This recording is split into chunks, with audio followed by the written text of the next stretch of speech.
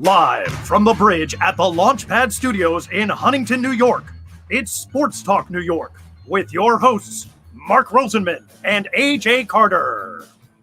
Sports Talk New York is sponsored in part by Cardboard Memories, Clearview, Long Island, the law firm of Decolator, Cohen, and DePrisco, the Phoenix Tube Company, PIMS Incorporated, fueling brand performance for 30 years, Prince Associates for all your insurance needs, and Soho Table Hockey. Here are your hosts, Mark and AJ. And good Sunday evening to you. Mark Rosenman, AJ Carter with you this Sunday evening. We got a great show on tap. It should come with a high-intensity warning because I warn you, Nick Swisher is the definition of the Energizer Bunny. He'll be with us in a little while. We start off the show, as always, with our Cardboard Memories Major League Baseball report with John Carpenter. It's sponsored by Cardboard Memories, which is one of Long Island's most reputable memorabilia retail stores for over 29 years. The owner of Cardboard Memories, Scott Stamell, is known for his knowledge and savvy of authentic autographs, and he's been featured on HBO's Real Sports with Bryant Gumbel. Cardboard Memories possesses the honesty, integrity one would want and need from a memorabilia source. Scott personally works with each customer to ensure they understand the authenticity of each item.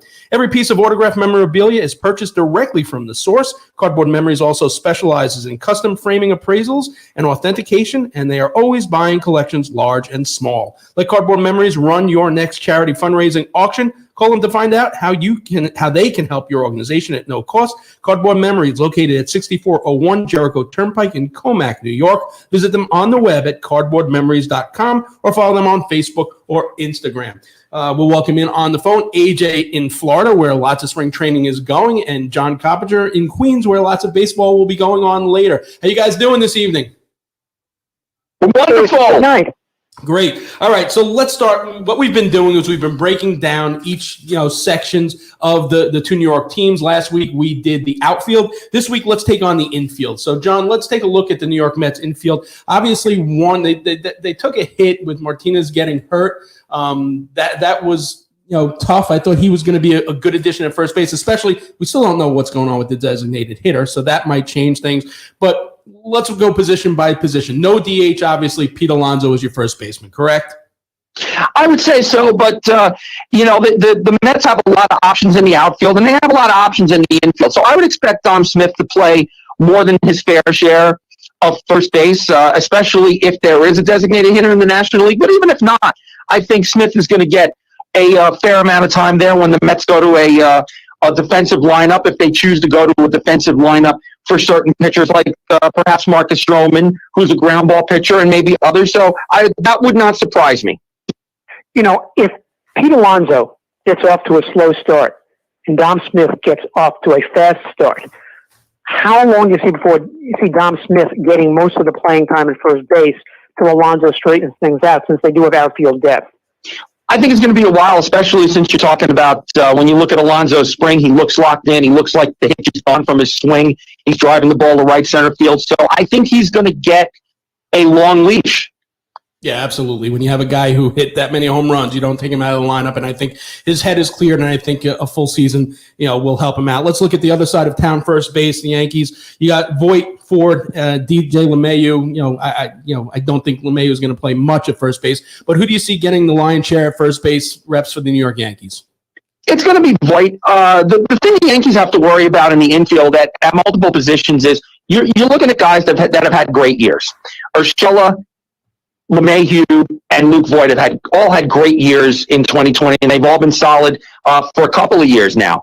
You hope it continues because the Yankees don't have a ton of depth behind them. So Luke Voit has to keep it going. If Luke Voit can't keep it going, then I think you could see LeMahieu play some more first base, but then that means that Tyler Wade's going to play a lot at second. I think if the Yankees have to depend on guys like Mike Ford and Tyler Wade for too many at bats, I think the Yankees could be in trouble. But as long as these guys, as long as Voit projects and hits to his 2020 totals and his 2019 totals, I think they'll be fine. I think it'll be Luke Voit. So where, if at all, does Jay Bruce fit into this mix? He can play first base. He can play the outfield. He's somebody you won't have in the team as a backup just in case Voit also gets a slow start or gets hurt. Certainly. Listen, Jay Bruce's swing is tailored to Yankee Stadium. That's what you always hear about Bruce. So I think there's going to be a spot somewhere for Bruce as a utility player that can play first and play the outfield and spell some guys out there. I think Bruce is going to play he's had a good spring too, so I think Bruce is going to play a part on this roster. So with the other positions, they're pretty much locked as who the starters are. So the Mets, obviously, McNeil is going to be your second baseman.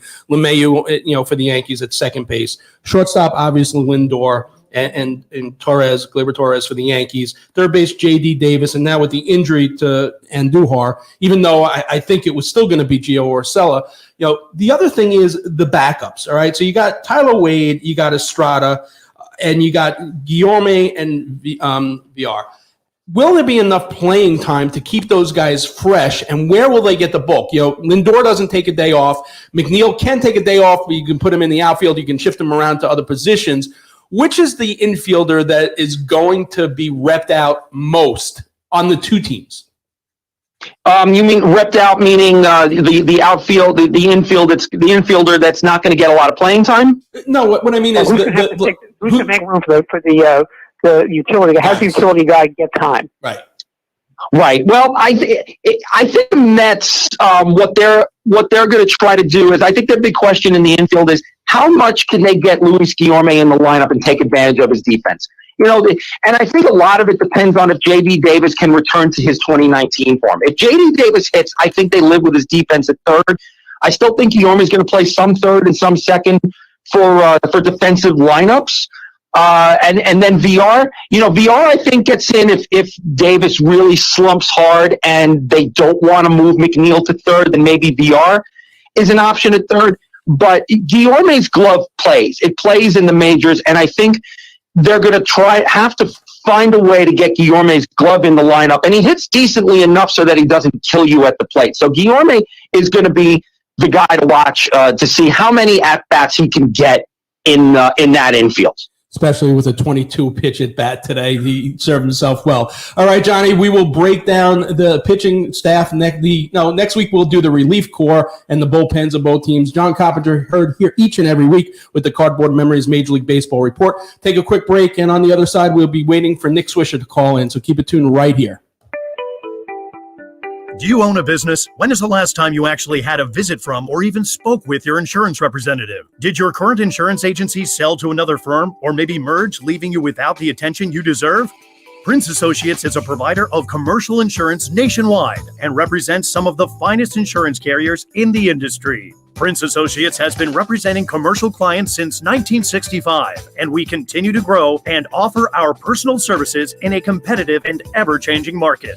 If you want back the insurance relationship you deserve, reach out to us, 516-822-6550. That's area code 516-822-6550. And ask for Leith or Craig, or find us on the web at www.princeins.com.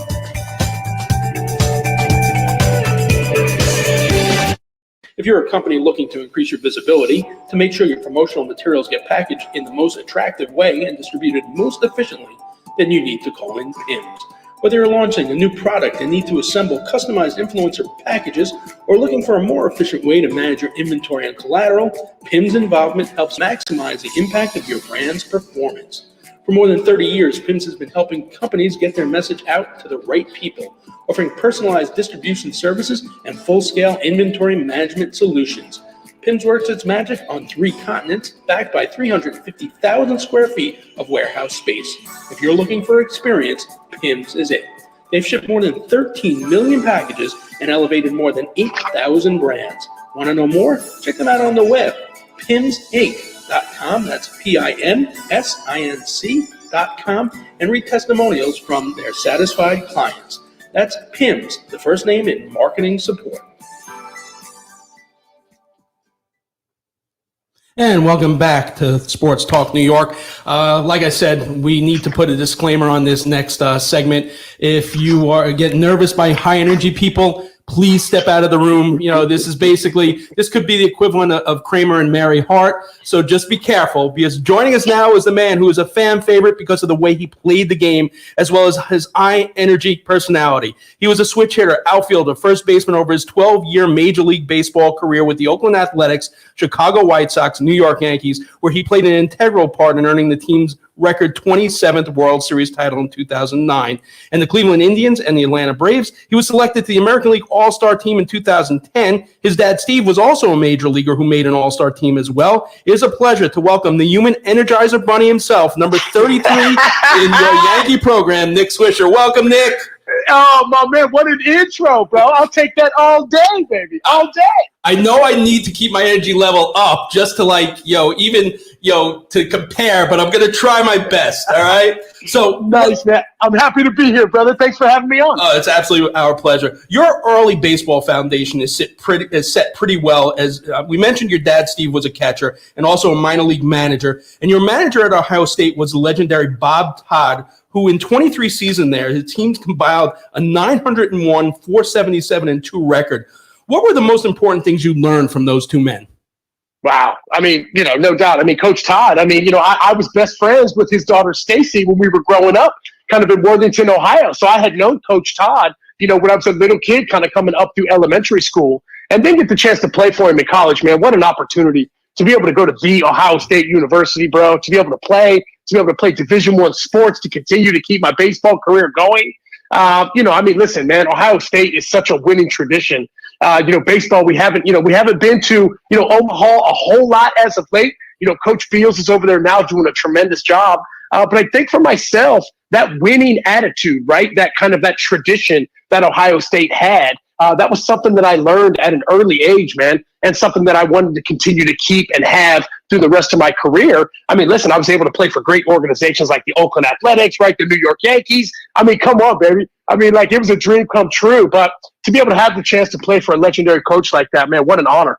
So you give back as well, thanks to a $500,000 donation. They added an artificial turf field to give the team greater access to the field throughout the year. And the field is actually named after you. What does that honor mean to you?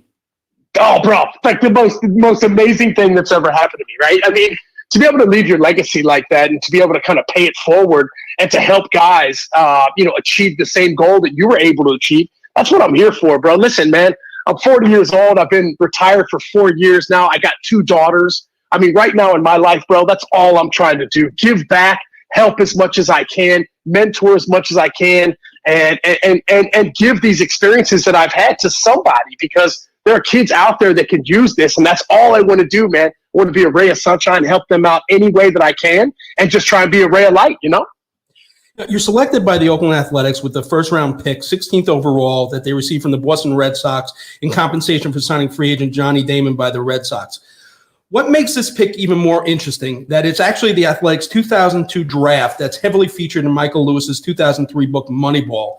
The book, whose key theme is the gulf between orthodox baseball thinking and the new sabermetrics influence system being implemented by Billy Beane. You, however, are notable as one of the few examples of a player who traditional scouts like, and Billy Beane agreed as well. Excuse me. Yeah. Well, what do you remember about draft day and your first interaction with Billy? Oh, man, unbelievable. I mean, Billy's energy is tremendous. He's such an educated man, and he's a winner, bro. Listen, man, if you read the book and you were able to kind of get any insight on his career and the amount of talent that guy had coming up, listen, man, he's a smart guy. He's a good-looking dude, right? He's educated. He knows what he's doing, and he's a guy that you want to be part of something with. And for myself, listen, Moneyball was the first kind of look into sabermetrics in general. So Billy was ahead of the game. And for myself to be able to kind of fit the mold of what he was looking for, I mean, what a blessing, bro. Listen, I mean, something where the new age scouts really understood my plate discipline and loved my on base percentage. But I think the old time scouts really kind of dug my gritty vibe and kind of how I like to just get out there and give everything that I had. So I think for myself, being a mix of that old school player as well as that new school player was awesome, man. And coming up through the minor leagues and, instead of signing baseball cards, we were signing books, right? So to be able to be part of that amazing book, and then as well as the movie, Brad Pitt, I mean, that was awesome, bro. So much fun to be part of all that, and an honor for sure. It's interesting because you are that mix. And the funny thing is that had you not have that sabermetrics component a player like you might have gotten overlooked and everything you do on the field and that extra intangible you bring. So it is a very interesting mix there. You make your way up the A's minor league system. You make your major league debut against the Toronto Blue Jays September 3rd, 2004. What do you remember about that day, seeing your name in the starting lineup and facing Ted Lilly? So just thinking to myself, oh my gosh, bro, this is unbelievable. We're here. We made it, right? We made it. And I just remember that. I mean, we were in, Tacoma, Washington at the time, when I was in AAA playing for Sacramento River Cats, and we were up there. I had taken the flight all the way from Tacoma all the way over to Toronto. I didn't sleep a wink the night before, and I just remember just being like, wow, this is it, man. This is what you worked your life for. And, I've always tried to be one of those guys, man. I didn't want to just go. I just didn't want to just get to the big leagues, right? That wasn't enough. That wasn't where I was shooting my stars. And I wanted to make a mark. And to be able to get there and to have the opportunity to be with such an amazing organization like the Oakland A's. Listen, I mean, when we were coming up through the minor league system, that was amazing because if you produced and you did what you were supposed to be doing, you moved up the ladder. And it was such an amazing organization to be part of because you felt that. You're like, hey, if I produce and do what I'm supposed to be doing, I'm moving up the ladder. So, Billy Beane, he puts a competitive club on the field each and every year with little money to do it with. So that means you got to have a lot of young guys step up and do their part. That's why I feel like the Oakland A's have been successful. They know how to groom young players to get ready for the big leagues. And then once you make your mark in the league, that's when you sign your big contract and they trade you away. Well, it's also interesting because in your second full year in the big leagues, you hit 35 home runs. It's also the year that Frank Thomas comes over from the White Sox and the A's win the American League West. What did the Big Hurts leadership mean to you and the team at that time? The world, bro, like everything. Listen, man, I had posters of Frank Thomas when I was in high school, right? And now I'm hitting right behind him in the lineup, Frank was one of those guys, man. He taught me so much about the game on and off the field. He was the type of guy that would come to my room at noon in the afternoon and be like, hey, let's go. We're going to the ballpark. I had him. I had guys like Jason Kendall. I had unbelievable men in my life that really helped mold me into the man that I am today. And without having the leadership of those guys, especially as a young player, and listen, bro, I mean, I'm a spaz. I'm all over the place. But if I didn't have those guys in my life, guys like Mark Kotze, Eric Chavez, they really kind of put me right where I needed to be, put me in a great spot and a great position to succeed. And being able to have those guys in my life, man, it's a blessing. Still talk to every single one of those guys till today. It's also interesting because you get into the first postseason experience. You're only 25 years old. Granted, it ends with a 4-game loss to the Tigers in the American League Championship Series. But what's your takeaway from that first playoff experience? Because in speaking to players over the years, there's such a difference between regular season and playoffs, and you really need to go through that experience to really understand it. What was your takeaway from the first one? Unbelievable, right? Like the energy level off the charts, right? Never really even ever been part of that other than maybe playing in like state championship football game, bro. Like that's the closest thing that I can think of to playoff action baseball. And to be able to be part of all that, man, was amazing. And I quickly learned, wow, man, they can expose your weaknesses at the drop of a hat. Everything is so much more precise. Everything is so much more on. Pitchers aren't missing locations nearly as much. The dial's just turned up a little bit. So I think for myself, being able to experience that, almost my second full season, to be able to go and play in the playoffs with the Oakland A's, man, that was amazing, bro. We were such a young team. And I just kind of thought after that season, wow, we're going to be back here each and every year. And it's funny how the business of baseball can really, really take over because after that season ended, Frank Thomas got signed by the Toronto Blue Jays. The team kind of fell apart a little bit. 2007 was my last year with Oakland, and then I moved on to, the White Sox for 2008 and then the Yankees from 09 to 12. But, I mean, to be able to experience each and every season itself is what you got to do. You got to live in the now because that group of guys that you're playing with that season most likely will never be together again. And that's what makes every team special for me. So to be able to experience that run that we had with those guys and those mentors that I had in my life, as well as the young guys like, Joe Blanton and Houston Street, Marco Scudero was on that squad. I mean, we had some awesome guys, man. So to be able to have all those guys in my life, man, it was such a blessing because when you come up as a young player, man, it can go one of two ways. And to be able to have great guys in my life and great men in my life was huge for me. And Oakland was a great home to start off.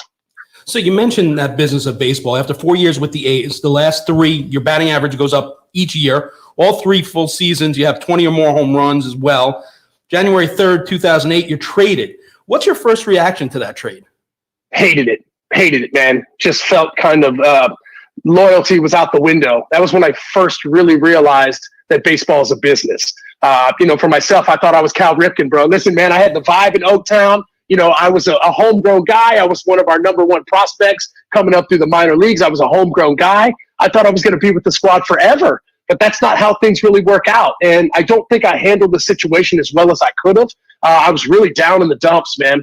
Really kind of felt let down and really kind of felt out of place when I went to Chicago that next season. Didn't have a very good year statistically, but thank God that I had somebody like Brian Cashman who believed in me, that knew that 2008 season wasn't the type of player that I was. And thank God, because once I got that opportunity to shine in New York in 2009, that's when my career really took off.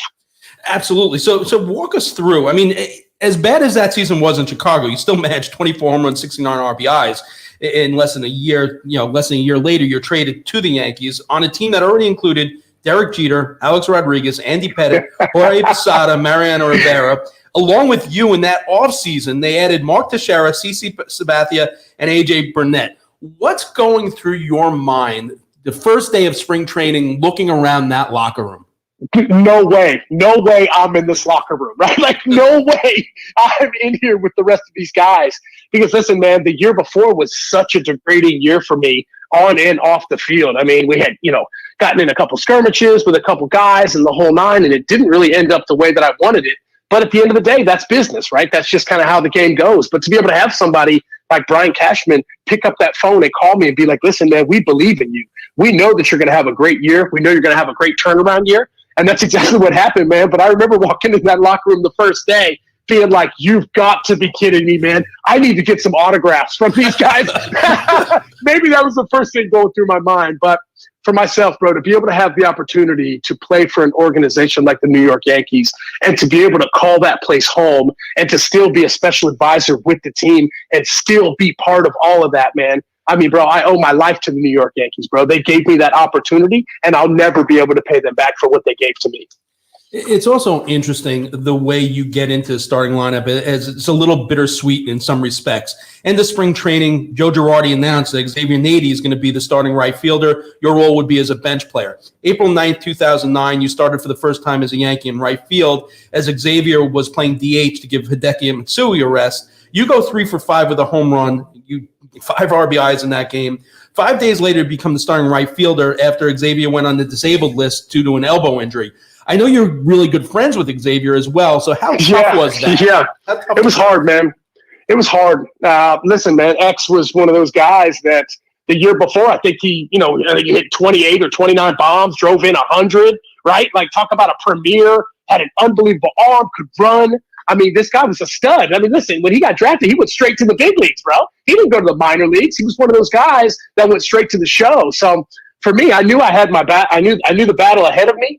And I knew X was a tremendous player, but I just knew that every opportunity that I got, I had to make the most of it. Listen, I got a pinch hit in the first game of the season, I walked. I got a pinch hit in the second game of the season, I hit a double. I got to start that third game of the season, and that's when I went 3 for 5 because I knew that I got to make a mark, man. I got to let these guys know that I can play. And it just so happened that, X kind of, I think he ended up having Tommy John kind of snapped his arm on a throw. And, I was kind of right there to kind of slide into that position. Bittersweet for sure.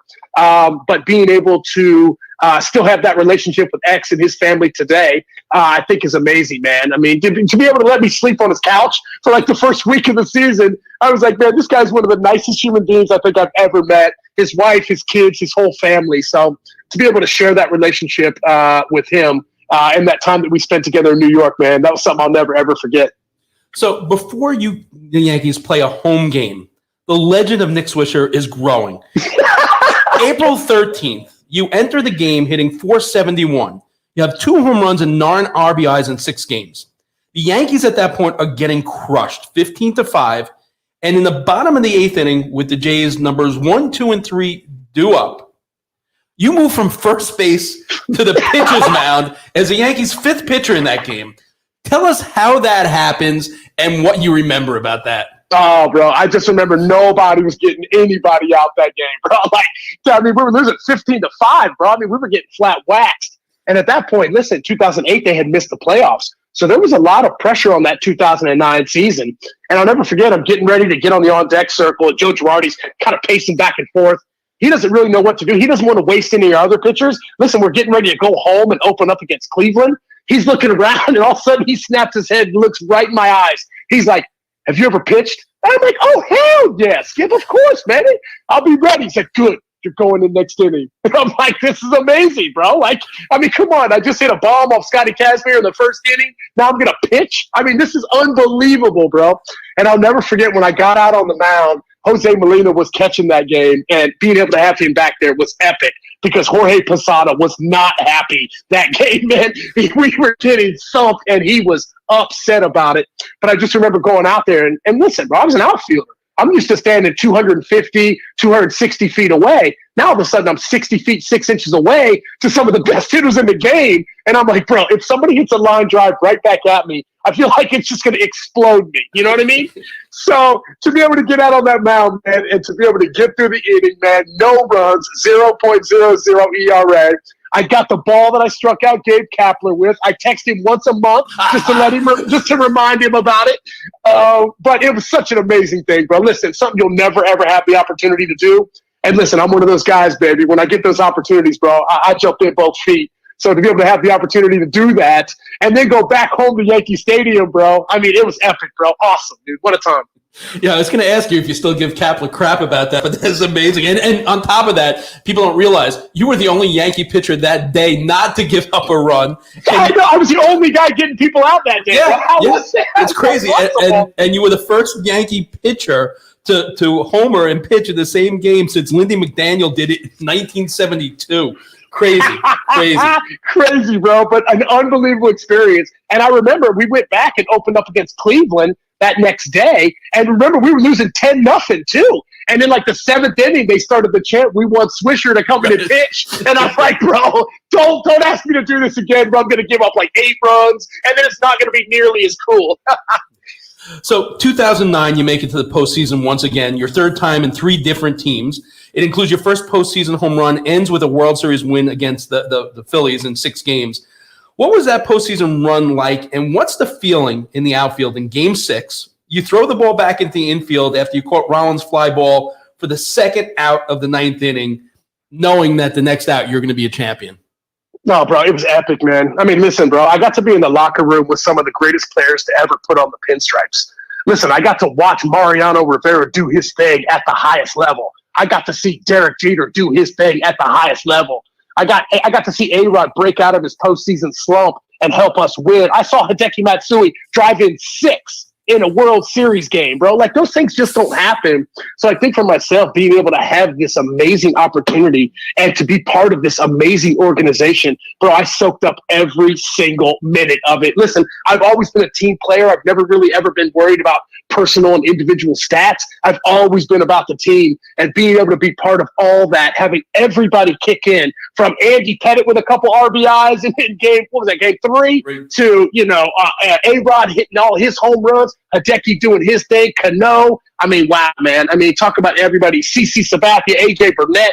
Come on, guys. Jabba was doing his thing at the time.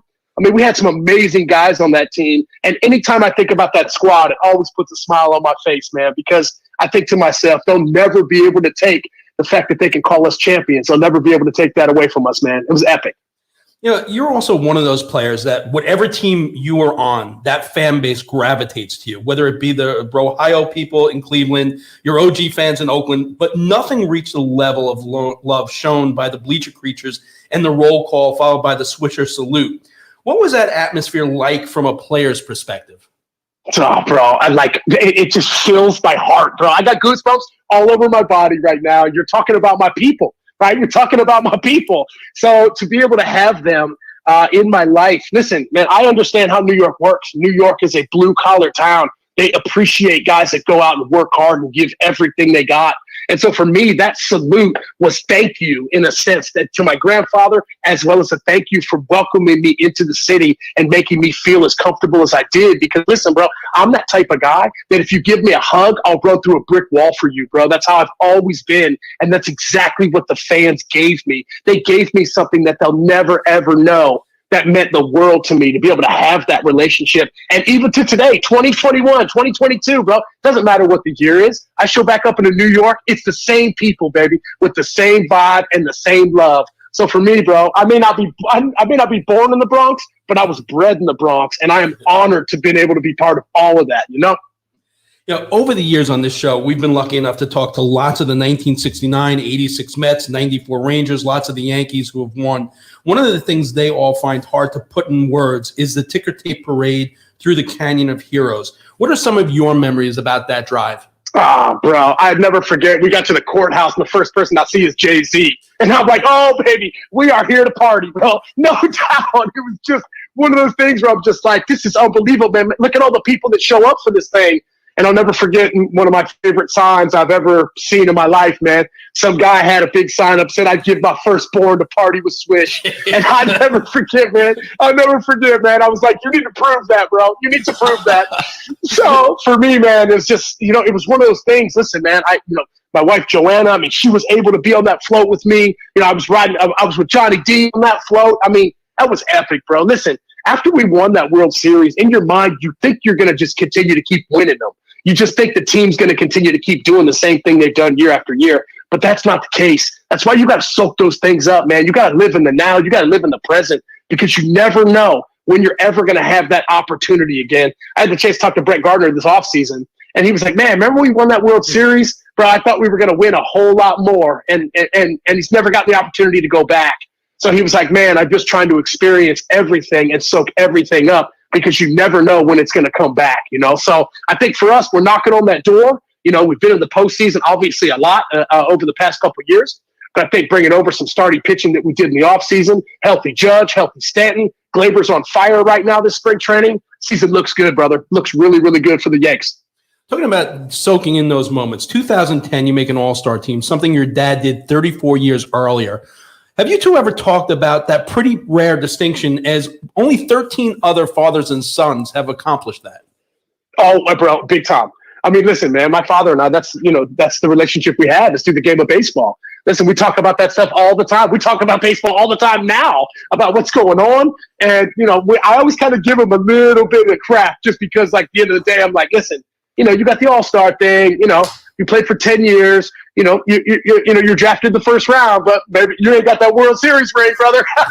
So I was hitting with a little bit of that, but being able to have had a father that didn't force me to do a thing. Listen, he did his career, and he just told me, Nick, whatever you're going to do in this world, baby, work to be the best at it. And baseball just happened to be that love and that passion that I have inside my heart, and I still have it to this day. I mean, one of these days, bro, I'm going to be a big league manager back in the dugout doing something. But I think at the end of the day, being able to have a father who loved the game just as much as I did definitely fueled that passion for sure. So maybe more impressive of all of that, 2011, you released a children's music album called Believe. A percentage of the proceeds were donated to Swish's Wishes, a charity started by you for children who were facing health crises. The 12-song album features guest appearances from Bernie Williams, Barry Zito.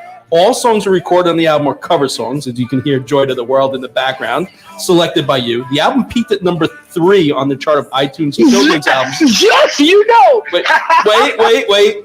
There are some classics on the CD, including Jumping Jack Flash, Everyday People. So first of all, the first question is, why no Springsteen? Come on. I know, right? I know. I'm with you, bro. The boss is epic, bro. No doubt. Second question, which was more nerve-wracking, getting behind the mic or stepping into the batter's box? Bro, getting behind the mic, and I can tell you why. You show up. I recorded that entire album in 2 days. I went in the morning, both days, back-to-back days, like a Tuesday and a Wednesday. My guy, Lauren Harriet, is absolutely amazing. But listen, when you show up in the studio, it's just a big partition, right? And then, like, there's a mic, and that's where you're supposed to be. And I'm like, listen, like, I don't get paid to sing. I mean, you better auto-tune this, baby, for real. You better hook me up. But, I mean, Nick, once again, man, when are you ever going to have the opportunity to do a children's album? When am I ever going to have the opportunity to sing on an album, right? I mean, like, hell, just go for it, bro. Go out there and give everything you got. My favorite songs were Hero and Lean On Me, bro, were my 2 favorite jams on that track. So that was epic, man. So happy to be part of that. All the kids were amazing. I was so blessed to be able to do that, bro. It was awesome, man. So because I have this newfound knowledge, my family can't stand me because every single person on The Masked Singer, I go, "That's Nick Swisher. That's Nick Swisher." So I was gonna do it, bro. I was gonna do it. One of these days, I guess I'll get back on it, bro. I'll get back in there. All right. So lastly, you have so much energy. It's infectious. It's palpable. How do you channel that? Obviously baseball was a huge channel for that energy. How do you channel that energy that you have now that you're not playing? Right. Listen, brother. I mean, I got 2 little girls right now, so they keep me busy as I can be, man. So to be able to have all this energy now is a whole hell of a lot cooler having it at 40 years old than it was at like 7 or 8. I can promise you that. Getting in trouble with the teachers, talking all the time and the whole nine. But now, before people be like, wow, man, this guy needs to get on some ADD pills and things like that. And now people are like, wow, man, this guy's energy is amazing. I love it. So I think to myself, I guess I'm kind of proud in the sense that I've never changed, right? I've always kind of been the same guy. I mean, what you see is what you get. And I think maybe that's why I have the relationships with people that I do, because hey, look on my sleeve, baby. You'll know exactly how I'm feeling. So to be able to have had this amazing first career in my life, and to be able to have played the game of baseball for as long as I have, listen, bro, I understand how blessed I am. And I also understand how blessed I am to have the family that I have now and the duties that I have as a father and as a husband. Because, listen, they were backing me up every single game that I was playing. Even in 2016, bro, when I was trying to grind to get back to the big leagues, my family was always there with me. So it's my turn now to give back for what they've always given me. So to be able to have my wife kicking ass right now, we're getting ready to leave to go to Atlanta. She starts season 2 of Sweet Magnolias on Netflix next week. So we're really, really excited, man. I mean, I'm loving life right now. I'm loving being a dad. I'm loving being able to give back and help people as much as possible. But you're going to see me, bro. You're going to see me back in that dugout one of these days. No doubt about it, man. I cannot wait. The game needs Nick Swisher. And as one of my friends put it, and I think it's the greatest description of Nick Swisher ever, he basically told me if cocaine needed a drug, it would be Nick Swisher. So that to me, just like that, put it right there. So, Nick, thanks so much for your time tonight. More importantly, thanks for over 1,500 games of giving it your all for the fans and well over 200 Swisher salutes. I'm giving you one. We're on Facebook Live, so I'm giving you the salute. And thanks so much for your time tonight. We really appreciate it. Hell yeah, brother. Anytime, baby. Love this interview. Love being on here, my man. Hey, keep kicking ass, bro. Keep doing your thing, brother. I'll talk to you soon, okay? You got it, Nick. Be good. Nick Swisher. Yes, sir. Unbelievable. Great stuff out of him. As always, we're going to take a quick break. We'll be back with the NHL report right after this. The Phoenix Tube Company Incorporated is among the country's leading manufacturers of structural ornamental stainless steel tubing, rectangles, squares, and processed flat bars. The company takes pride in its everyday commitment to quality and customer service. The philosophy of the company has been and continues to be to support the growth of the stainless tube market through distribution and service centers throughout the country. Ornamental and structural stainless steel tubing is used for a wide variety of aesthetic and mechanical products where superior finish and corrosion resistance are required. Some products manufactured include tubing for mirror bracket arms, boat rails and ladders, washroom grab bars, swimming pool rail products, medical equipment, automotive step bars and trimming, as well as structural framing for food processing equipment. For a quote or for more information on how the Phoenix Tube Company can meet your ornamental and structural stainless steel tubing needs, visit them on the web at phoenixtube.com or call them toll-free at 1-800-526-2124. And welcome back to Sports Talk New York. Mark Roseman, AJ Carter with you this Sunday evening. If you just tuned in, man, you just missed amazing 30 minutes, bro, babe, bro, Nick Swisher. Just so much fun. And listen, if he gets back into a major league dugout as a manager, whatever team it is instantly becomes my second favorite team next to the Mets because he's just one of those personalities that you love for sure. It's time now for the NHL report with Russ Cohn. It's sponsored by our friends over at Soho Table Hockey. What's table hockey, you say? Some of us might have grown up with the rod hockey or bubble hockey or even air hockey tables. Soho Table Hockey has embraced the nostalgia of those old tabletop games, designed a whole new board for the future, handcrafted designer wood, state-of-the-art playing surface, unbendable rods, energy-absorbing walls. This is a table hockey game that players age 8 to 80 can enjoy. Even better, the exceptional quality and design allows the game to stand up to the intensity of tournaments, which is why Soho Table Hockey is the #1 choice of championship players throughout North America. Visit SohoTableHockey.com to learn more and start your order. Go ahead, drop the puck. You'll love Soho Table Hockey so much you won't be able to stop playing. All right, Russ, so I guess the big news is Anders Lee and his injury. What impact will that have on the Islanders going forward? The Islanders' schedule obviously gets a lot tougher going forward as well. Can they sustain their leading scorer being out for what looks to be a prolonged period of time? I mean, they're going to have to, cut the deficit. That's what Lou always talks about, and they'll be scoring fewer goals. Although Oliver Wahlstrom really can make up some of the gap now that he's got his feet wet and he's getting a little more playing time. He'll get more power play time. He's got a hell of a shot. And I think that will start to help. They're going to have to make a trade. They were going to have to anyhow. I would look at Kyle Palmieri with the Devils as probably the #1 trade target because Lou's had him before, and I think he's from the islands, so I think it's a good fit. But also Rickard Rakell from Anaheim. Either one is available. Both of them can snipe a bit. Rakell is probably a little better of a sniper, but it probably depends on what the price is. And Rakell, I think, has another year where Palmieri's a UFA, so we might be able to get him cheaper. So I think they'll look at that. I think they'll look at Wahlstrom, and Kiefer Bellows had a really good game last night. It's possible that he could get a prolonged look again because, again, a lot of times with these power forwards, they're not going to work out at the first time you throw them in there or even the second time you throw them in there. So I think that's the way they have to go right now is put those kinds of guys in there, make a trade.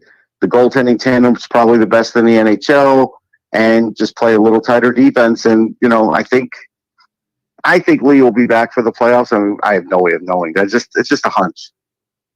So, Russ, walk me through this. People like me who are casual hockey fans as opposed to rabid ones like you and Mark. Trying to understand the dollars and the cents and how that affects the trade market in terms of what they do with the league, freeing up his money, the Johnny Boychuk money. What does it all mean in terms of the type of player you're looking for contract-wise? Well, I mean, you only get to free up Lee's money if he's put on LTIR for a certain amount of time or for the year. If you do that, you'll free up the amount of money that he's making, which is probably around something in that range, 7.5, about 7.5, I think, because he got that new deal. Then, as far as when you're getting a player, you're getting a prorated rate, which Lee's would be prorated to, and you would have that money to spend on him. Now, if he doesn't go on LTIR and they think he might be back, then you have to see, how much cap room is left, which the Islanders have a little bit, I think. So they might have to throw a player back the other way, for Palmieri to balance the books. If they want some sort of draft pick, maybe they have to throw in like a second or a third rounder, something like that. And that's how you could sort of do that. But teams are going to know the Islanders need somebody. So, even though it's Lou, he's going to have to pay a bit more. You take a look at the Rangers. They have Igor Kravtsov coming over. He's already here in New York, so it's going to be he's got a quarantine and then get some practices in, and then he'll be joining the team. What impact will that have on the lines? Kind of strange that Gauthier was scratched yesterday. I kind of see, and listen, as nice as a season as Colin Blackwell has, I really think that Julien Gauthier is a much bigger part of the Rangers' future than Blackwell. What did you make of that scratch, and where do you see Kravtsov playing? And, do you think that Julien Gauthier's days as a Ranger are numbered? I mean, they could be, and I don't see the problem with the way he's been playing, honestly. And I think had he gotten more ice time, you would start to see a bit more production. Again, the Colin Blackwells, like, how many years do you think he's going to be on the team? I'm with you. Someone like Gauthier you could have for a number of years, and really a young, powerful player. It's nothing against Blackwell's size. I think he's really good and effective. Right. I don't know if he's going to be really good and effective for 2 or 3 years. That's sort of the gamble. And with Kravtsov, I think they're going to have to fit in even his entry level because they're kind of tight to the cap. So they drop down Jack Johnson now to the taxi squad to start saving money. But, again, then Shesterkin comes back. And so, I don't know, can they put in Kravtsov right away? Will they have the cap space to do it? That's another thing where I felt like, Jeff Gordon, when he brought in Johnson and a few of these other guys, sort of ate up some cap space that would have been available for some of these younger players. Remember, we talked about this early in the year, and now it's coming back to roost. Right. Well, DiGiuseppe is on the COVID list now too. He could be a guy. There are other guys that could be, moved to the taxi squad as well, I'm sure. But it's going to be interesting. Last question before we let you go. If this team does not have a very strong second half, is Quinn on the hot seat? I do think he is.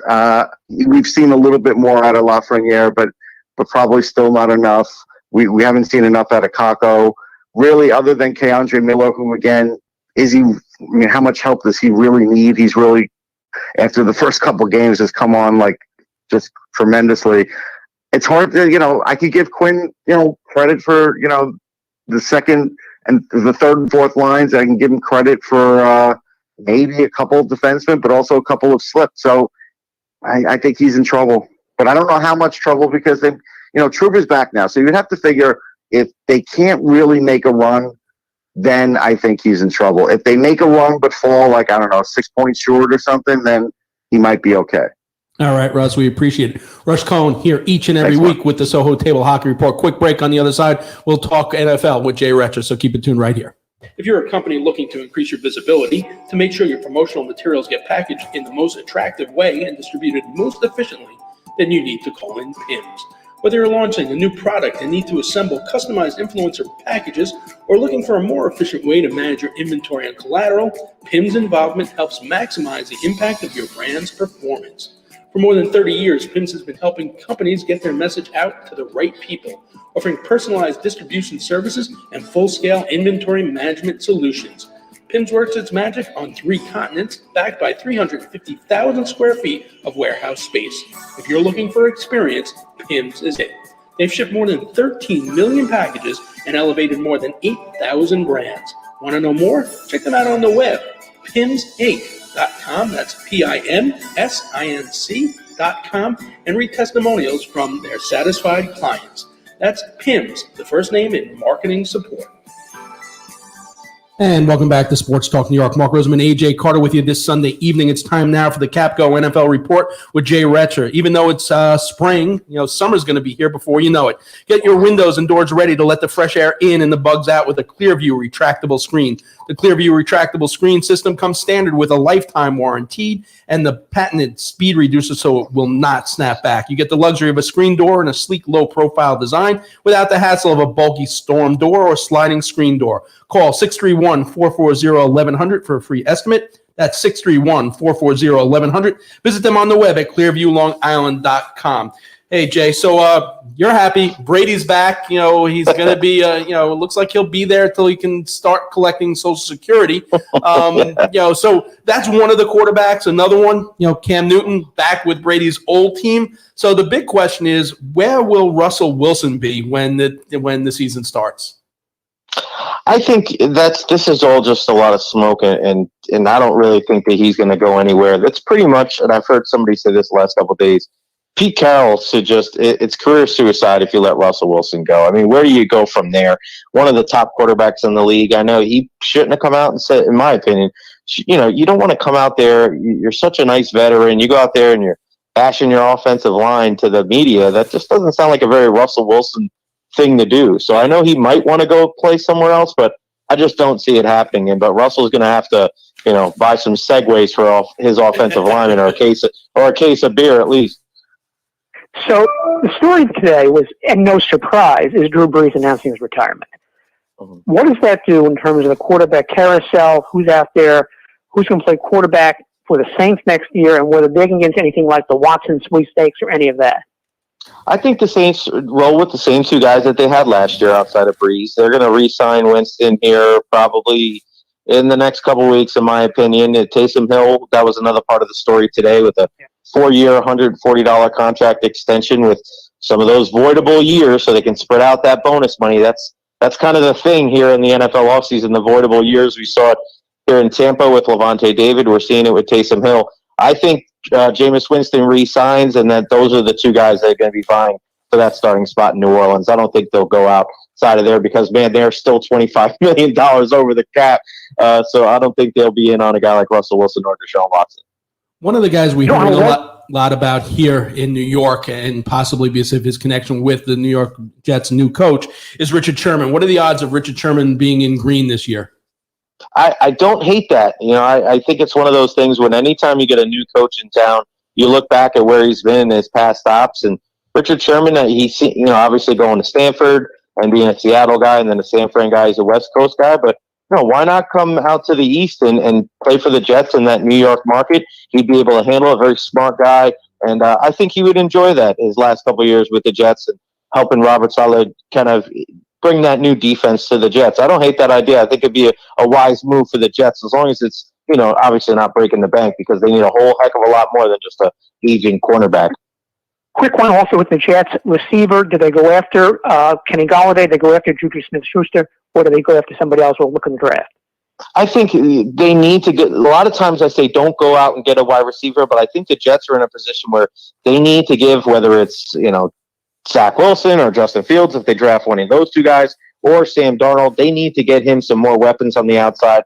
And Kenny Golladay is good, but he's hurt all the time. And I do like Juju Smith-Schuster. He's a heck of a blocker, too, which I really think would help the Jets' running game as well. He's a tough receiver, and I think that fits perfect with what Robert Saleh is trying to do with New York. So I like the Juju move for the Jets. I agree. All right, Jay, we'll speak to you next week. Jay Retcher here each and every week with the Capco NFL Report. Quick break on the other side. We're rounded out with Sunday Papers, and AJ will break down the NCAA and some NBA talk with Chaim Tauber, so keep it tuned right here. Decolator Cohen and DePrisco, LLP, is pleased to introduce their website, policeofficersrighttosue.com, as an educational and informative site designed to instruct members of the law enforcement community of their civil rights in line-of-duty accidents. Many law enforcement members are not aware of their rights to sue and fail to bring lawsuits within a specific time frame, thereby forfeiting their ability to seek rightful compensation against those parties that cause officers to be injured. PoliceofficersRightToSue.com provides successful past results of line-of-duty lawsuits. These examples range from officers being provided with inadequate equipment, RMP accidents, slip and falls, and station house mishaps. If any law enforcement member has a question regarding a potential lawsuit, they can contact DCD at policeofficersrighttosue.com or at 1-800-901-1LAW. That's policeofficersrighttosue.com or 1-800-901-1LAW. You can read it in the Sunday papers. Joe Jackson on Sports Talk Radio can only mean one thing. It's time for AJ's Sunday Papers. What do you got, AJ? Well, spring training is a battle for positions. And recently in a Chicago Cubs, I was on a Diamondback spring game in Arizona, there was a battle for position for center field, and it wasn't among the players. Two Canada geese fought it out for the chance to stand next to Rafael Ortega in center field, and won. They have video of it on television. It is a great thing to watch. And the goose just stayed there, and they played the game with the goose standing there. And you have to watch the broadcast of Steve Berthiaume and Bob Brenly, of the Diamondbacks announcers, absolutely in Gary Cohn and Keith and Ron form, talking about how Rafael Ortega is trying to play center field with the goose standing there. And they're saying, of course, he has to watch his back, and I'm thinking he has to watch his feet. But go out, watch the video, see a goose in spring training in center field, battling for center field. It's a good thing Dave Winfield wasn't playing. That's all I can say. All right, time for the NBA report with Chaim Tauber. AJ, take it away. Well, Chaim, what do you want to talk about? The Knicks first. You want to talk about the just announced brackets for the NCAA tournament? Well, we've been doing this long enough that you guys know I'd avoid those brackets as best I can. Give me the Knicks, please. Okay, so the Knicks start the second half disappointingly against the Bucks, and they come back against a somewhat depleted Oklahoma City team.